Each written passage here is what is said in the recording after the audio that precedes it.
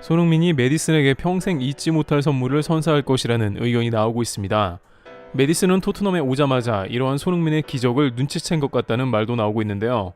게다가 여기에 케인까지 언급이 되면서 전혀 새로운 시각이 나오고 있습니다. 실제 EPL 전문가들은 이에 관해서 지금까지 토트넘 기록을 찾아보니 그렇다는 반응을 보이고 있습니다. 바로 손흥민이 모든 것을 만들어냈으며 이제 큰 선물을 메디슨이 받게 된다는 것입니다. 또한 이번 아스날전을 통해서 더욱 그것이 확실해졌다는 의견이 등장하고 있는데요. 현재 이러한 이야기는 우선 지난 아스날전이 여전히 회자되는 가운데 나오고 있습니다. 보통 리그 경기는 경기가 끝난 다음 날 곧바로 잊혀지는 게 대부분입니다만 이 경기는 북런던 더비라는 자존심 싸움인 동시에 추락했던 토트넘의 자존감을 회복시켰기 때문인데요. 토트넘의 주장단 메디슨은 이에 대해서 많은 이들이 토트넘이 약하다고 한다. 일부 팬들은 패배자, 쓰레기라고도 했다. 하지만 올 시즌은 달라졌고 이제 우리는 쉽게 지지 않고 승리하고 있다며 분위기를 전했습니다.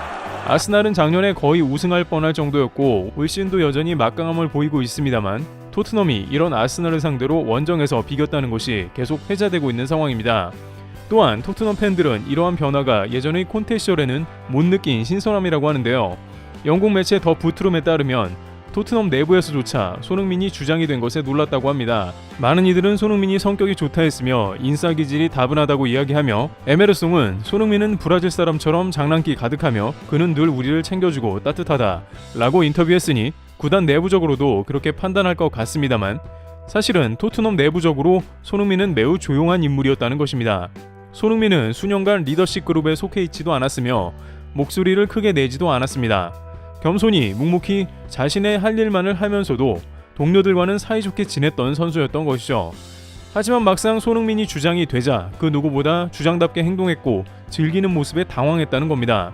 100년 넘게 비유럽 주장을 선임하지 않았던 토트넘의 변화의 물결이 크게 일어난 셈입니다. 또한 그가 주장이 되면서 동시에 매우 의심했던 포스테코글루 감독과도 합이 잘 맞으면서 이제 토트넘이 정말 변화했으며 앞으로 팀 자체가 잘 될 거라는 기대감에 팬들은 행복해한 것입니다. 영국의 디 애슬레틱에 따르면 레비 회장이 팬미팅을 주선한 것은 바로 그걸 보여준다며 레비 회장은 극도로 자신의 노출을 꺼리지만 그만큼 손흥민의 방패막이 든든하다는 뜻이라고 보도했습니다. 그런데 레비 회장을 위시로 한 토트넘 내부에서 다시 한번 당황하는 일이 생겨버린 것인데 손흥민이 주장직을 잘 수행하는 것도 놀랍지만 스트라이커 역할까지 잘 해낸다는 겁니다. 이것을 토트넘의 수뇌부에서는 무조건 반기는 일은 아니다라는 뜻밖의 의견이 나오고 있는 상황인데요. 영국 BBC에 따르면 지난 아스날전에서 손흥민의 스트라이커 포지션은 모두를 놀라게 했습니다. 지난 번리전에서의 해트트릭 역시 환상적이었지만 이번 아스날전에서 그게 검증되었다는 겁니다.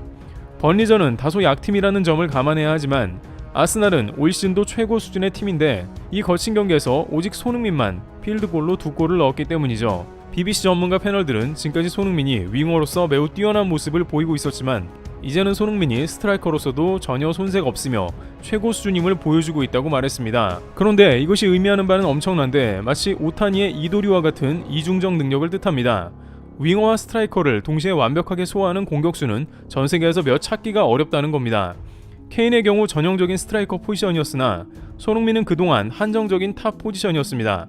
하지만 올 시즌 벌써 5골을 몰아치고 있으며 스트라이커로서도 월드클래스급 실력을 보이고 있습니다. 즉 이런 실력을 가진 선수들의 연봉은 자연히 높게 지불해야 하는 압박이 오고 있는 것이죠. 주장 역할을 잘 수행해 팀을 하나로 만든 공로와 득점왕 수준의 골을 기록하고 있는 걸로 차고 넘칩니다. 일각에서는 주장직을 잘 수행하는 게 연봉과 무슨 상관이냐는 의문을 제기하기도 하는데요. 하지만 현재 맨유나 첼시 같은 빅클럽은 팀원들이 따로 놀면서 10위권을 오르내리고 있습니다. 팀은 내분되었으며 맨유는 올 시즌에 일찌감치 우승 경쟁에서 멀어진 상황이라는 말도 나옵니다. 토트넘도 지난 시즌 팀 내분 때문에 빅4에서 급격하게 8위로 추락한 것도 바로 그것입니다. 따라서 손흥민과 같이 팀의 구심점을 만들어주는 선수만 있다면 연봉 인상은 푼돈에 지나지 않습니다. 또한 객관적으로도 이제 토트넘은 주급 체계를 갈아엎을 시기가 도래했다고 판단됩니다. 첼시의 윙어 스털링은 시원찮은 경기력은 물론 현재 리그에서 2골만을 기록 중인데 주급은 30만 파운드로 손흥민의 1.5배로 손흥민의 주급은 한참 모자라고 있습니다. 레비 회장은 케인이 떠나기 바로 직전이 돼서야 케인의 40만 파운드를 제시했다고 직접 밝혔으며 그것도 포스테코글루 감독이 케인을 붙잡으러 설득하는 과정에 나온 이야기라고 하는데요.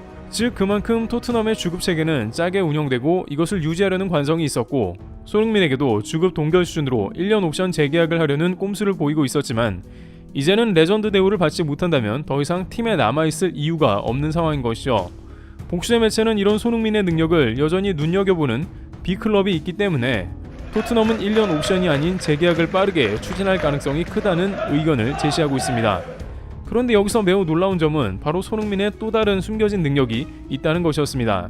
또한 이러한 손흥민의 능력은 바로 메디슨에게 엄청난 선물을 안겨줄 것이라는 예상인데요. 우선 손흥민은 전방에서 활동량이 매우 풍부해 케인과는 다르게 압박이 매우 심합니다. 손흥민의 최근 경기를 보면 전방에서 항상 뛰어다니며 골키퍼까지 압박을 가합니다. 확실히 케인 때와는 다르고 이는 키퍼와 수비수들의 실책을 유도해내고 있습니다.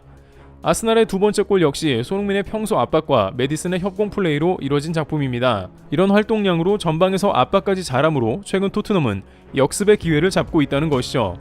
그런데 결정적으로 최근 축구 포럼 등에 따르면 손흥민의 능력이 최고인 부분이 있는데요.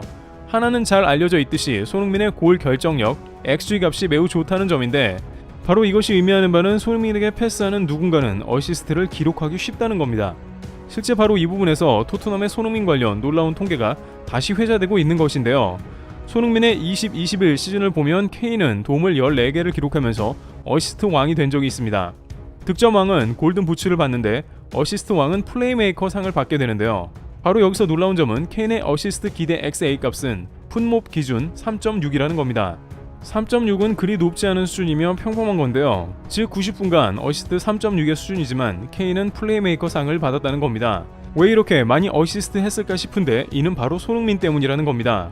즉 손흥민이 케인의 패스를 받은 다음에 유슈팅을 때린 게 골로 죄다 들어갔다는 것이죠.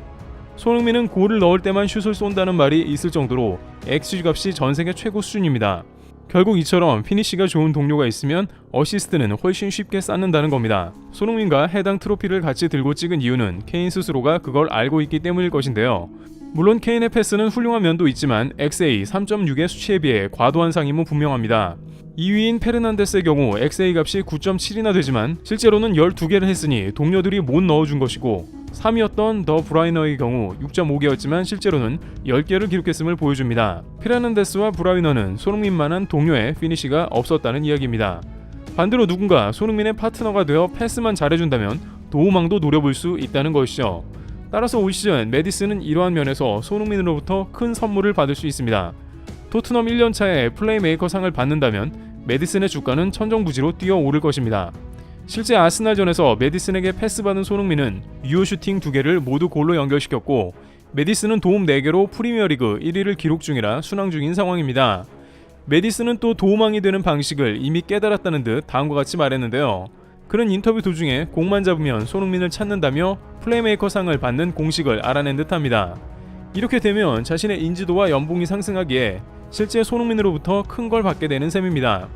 케인도 손흥민과 함께한 수년간 47골을 합작했는데 메디슨 역시 그러한 맥락 가운데 있게 된 것이죠. 최근 토트넘의 미드필더로 활약하던 브라질 출신 산드로는 아스날전 이후에 손흥민은 모든 동료들을 살려내고 있다 했는데 실제로 통계상으로도 그러고 있는 것입니다. 일부 팬들은 손흥민이 골든부츠를 받는다면 메디슨은 저절로 플레이메이커 상을 받을 거라며 올 시즌 어느 때보다 손흥민 주장체제로 탈바꿈한 토트넘에 대해 극찬하는 모습이 이어지고 있습니다. 트래블TV였습니다. 감사합니다.